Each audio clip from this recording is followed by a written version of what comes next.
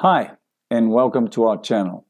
I am Fausto Botelho, broadcasting from Brazil, and here in Foki channel, we use our charts to try to extract logical indications on the crypto space. And we, as usual, will begin with Bitcoin. Shall we? So,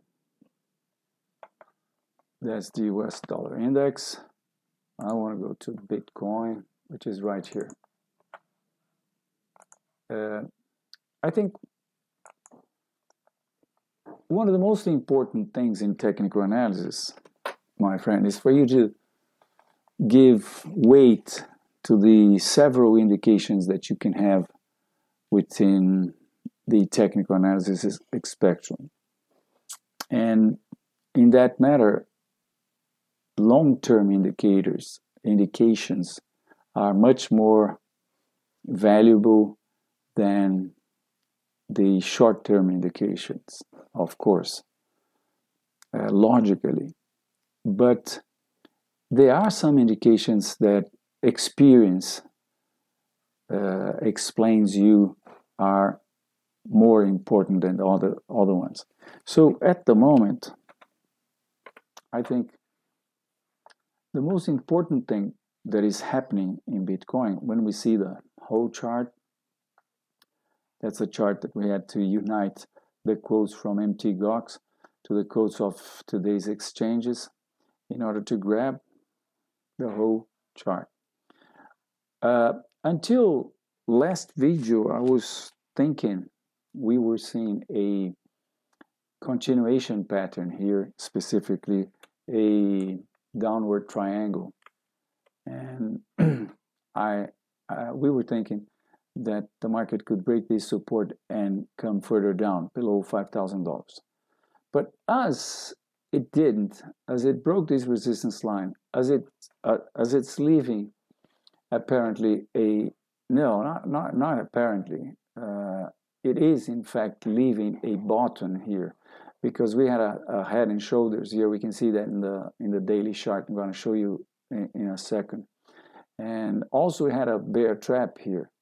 So I'm very convinced that we had a bottom here. As we had a bottom here, I've abandoned this support line, this long-term support line, and I've adopted this other support line, which covers the market from the beginning, starts in the very beginning when Bitcoin was less than $1, and now it is apparently passing by two bottoms, two dips, right?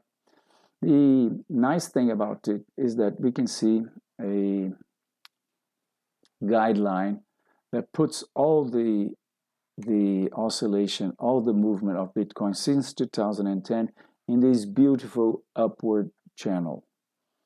I've mentioned already here that we can easily see wave one, thinking on Elliott. We can easily see wave one. Look at that. 1, 2, 3, 4, 5 makes wave one. ABC makes wave two.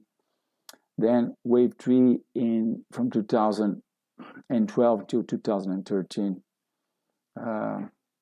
With waves 1, 2, 3, 4, 5, wave 3, ABC, wave 4, and then we had 1, 2, 3, 4, 5, wave 1 of wave 5, the big wave 5, right?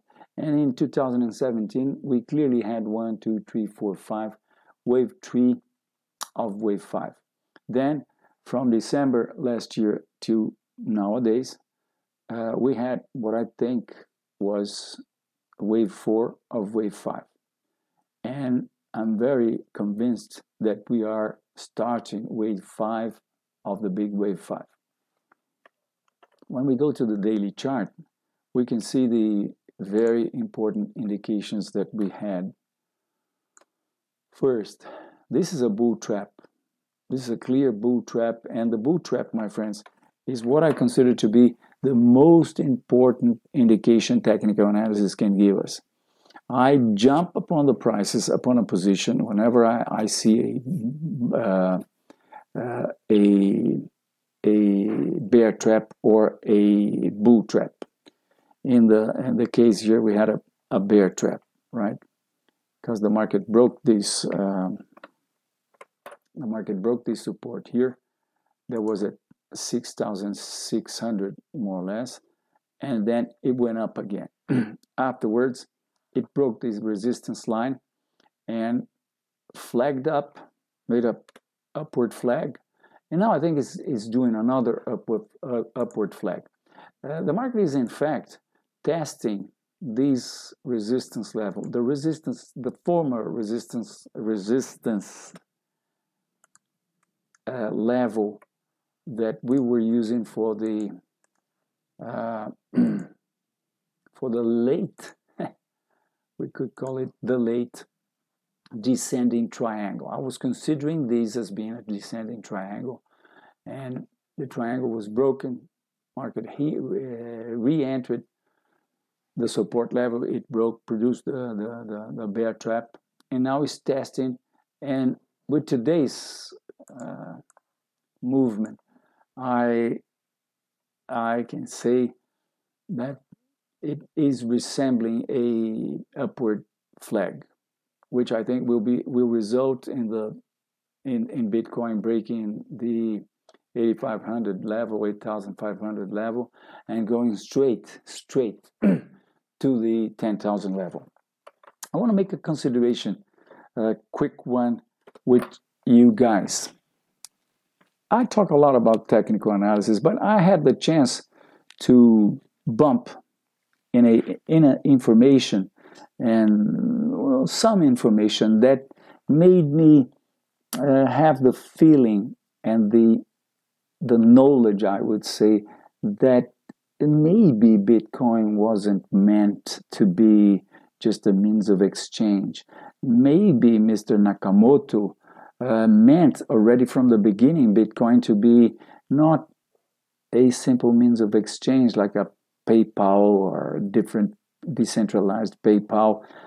Maybe it was a standard, but he wouldn't say that he was making a standard to substitute the fiat standard or the dollar standard, right? He wouldn't be crazy enough to do that. People before him got arrested for that. And another thought that I'd like to share with you is that Bitcoin is not made to be scalable. Because in fact, if you think deep in the problem of scalability, we don't need something that scales up to 20,000 trades a second, transactions a second. Yes, because if you consider that the exchanges are eventually going to vanish and they're going to be substituted by the decentralized exchange, each trade is going to be a transaction in a decentralized exchange. So what is going to take care of the hundreds of thousands of trades that are done worldwide? So we don't need to scale Bitcoin or whatever up to 20,000 TPX, but we do need to something that could be scalable 1 million TPX. That's the point. And there is very competent people working on solutions nowadays, programming, writing code that I am absolutely sure will produce coins, tokens, whatever, that will provide 1 million, 2 million TPX transactions per second. So, what about Bitcoin? Bitcoin, my friends, is going to be the standard. From my point of view, I think I am watching the standard being placed. Yesterday, I was talking with a friend. I'm broadcasting from Brazil, so I was talking with a probable colleague that's going to help us in our virtual marketing. And he was telling me that his life is absolutely and only Bitcoin. He pays all his bills in Bitcoin. He receives in Bitcoin. And guess what? When I mentioned if he would be interested in receiving his payroll in Bitcoin, he was with such a smile, you know. So I see Bitcoin as a collectible. I see Bitcoin as a store of value. Anyone can easily see Bitcoin as a store of value. It has been a wonderful store of value since its beginning in 2010, since it began trading in 2010.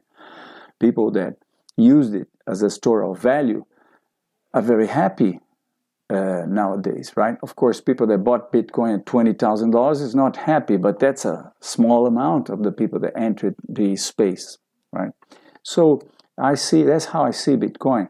And considering that, the $100,000 that I think Bitcoin is reaching, and it might be reaching this year, it's, you know, just a grain of sand in order of magnitude of what it may reach. Now, let us remember that there are around 17 million millionaires in the world, and that's about what's available in Bitcoin. It will, as everybody knows, the Bitcoin network will produce only 21 millions, as everybody knows, right? So it's going to be a rare item, and it can reach. I foresee a future in which I'm going to be entering a shop, and as I was recently in El Corte Inglés in Lisbon, I thought of that. Entering the shop, my cell phone will be in contact with the servers of the shop, and they will agree in which coin I'm going to be paying my shopping. But everything is going to be based upon Bitcoin. If you go to Binance today, you're going to see an exchange where all the assets are referred. They are quoted in Bitcoin. That's the Bitcoin standard coming in front of our eyes. Well, that's it. Just some thoughts on a Friday afternoon here in São Paulo State, Brazil. So let's keep on. And I mentioned the $100,000. I don't know if I talked already in the video, but you know, wave 1 and wave 3, wave 1 and wave 3 are of this magnitude measured by this segment here, right? My thesis is very easy and basic. I just think that we don't have any reason to believe that wave 5 is going to be shorter, smaller than wave 1 and wave 3. And I don't think we have to approve ETFs for that to happen. My friends, all the financial institutions of the world are thinking very much serious about Bitcoin nowadays. Everyone. There's not one financial institution in this world that is not thinking of doing something on crypto assets, or they are dinosaurs. So whenever mainstream jumps in, and it is already happening, God, this thing can just explode. We're going to see that this year because, you know, we're entering wave 5 of the big wave 5. That's where that's when everybody gets crazy. And I really think I don't just think, I have very solid technical indications pointing to that direction. think about that. The last movement, it's where the greater euphoria happens. And I'm expecting that to happen. I'm expecting Bitcoin to come back to the headlines, to the news, to the national news in Noble time, in television, everywhere. Soon, very soon. It may be already starting. So, now, that said, I want to quickly move over the other coins that we cover, that I cover here in our software in Foki. If you're interested in our software, you have the links in the description below. So let's go quick. Bitcoin Cash is flagging down. I think it's going down. And I'm only going to be talking about coins quoted in BTC, not those quoted in dollar, like Bitcoin Cash in dollar here. Cardano. I want to go put all these charts into a daily chart. I'm very optimistic about Cardano because we've seen the market break this resistance line here, and I think it is drifting down in the test of this important support level at 2,000 satoshis here. So I'm expecting this to move up. EOS. We're testing this very important support level, but the market broke this support line, this trend line, and Fibonacci comes down here. So I don't know, nothing to say about EOS. I wouldn't mess with that. Ethereum, my friends, I'm keeping a very close look at Ethereum because let me see something here in my cell phone. I want to see.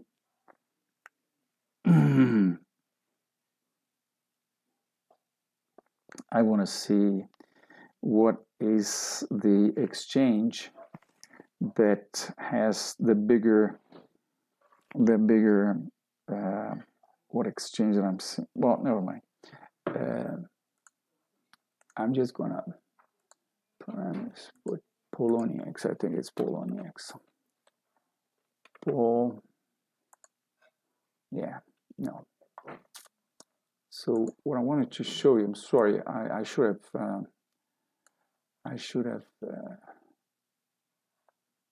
have prepared that before. But the point is, Ethereum is testing a support line, very long support line. 2016. No, that's not what I want. Bitfinex. Let's take a look again. Yeah. Okay. There's another low that this line reaches, and reaching that low, we would take the support line, this long-term support line, to right here. So the market is testing this very long support line. It goes further back in the past here. So I'm keeping an eye on it, even though it looks like it's flagging down in Bitcoin. So I wouldn't mess with Ethereum also. Oh yeah, now we can see that. Here it goes. That's the chart that we've covered since 2015. Look, see? So that's Ethereum and Bitcoin again. So I think we got to take an eye on that. Yoda is in a continuation pattern, I think, and I'm expecting it to go down, further down, to break the support line here and test this other Fibonacci level that it's around 0.59. LTC is coming down and it's probably going further down. It's escaping down from a downward flag. Monero, I think it's drifting, so I would keep an eye on Monero, because if it's really drifting and it comes back from the breaking of this support line here, then we might be seeing a bear trap, and that could give us an indication to buy Monero. Buy Monero in BTC. I told you about that last video, but I want to reinforce that if you think, like myself, that Bitcoin is going way up, all we want to do is to increase our Bitcoins, right? So with that in mind, you should look charts that are quoted in Bitcoin, because if you buy anything in Bitcoin and if it goes up, then whenever you sell it, you're going to have more Bitcoins than you had before, right? So that's it. So back to Monero here. I'm keeping an eye on Monero. Ripple is flagging down. I think it's going further down. Stellar has just broken, look, this pennant, the resistance line of this pennant, and it is, I think, flagging up. So I'm expecting, we issued a buy recommendation, a buy call of Stellar a couple of days ago in our service, and we're expecting it to come to this next resistance level, which is at 0.45, 0.46 more or less. So I'm very bullish in Stellar. Tron is testing support, nothing to say about that. And that's it, my friends. I've covered it. I thank you very much for watching the video to the end. We're improving our channel. If you like it, tell your friends, give us a thumbs up. It helps the channel. And if you eventually is willing to open an account in Binance, you should open an account in Binance, because they're the biggest exchange. And also, if you hold some Binance coin, you are elected to pay half of the commission. They charge 0.1%. Having or paying your commissions with Binance coin, you will pay only 0.05% as a commission. If you open an account using the link below, you're going to help the channel, and of course you're going to pay the same thing. Okay, so that's it. Thank you. See you next time.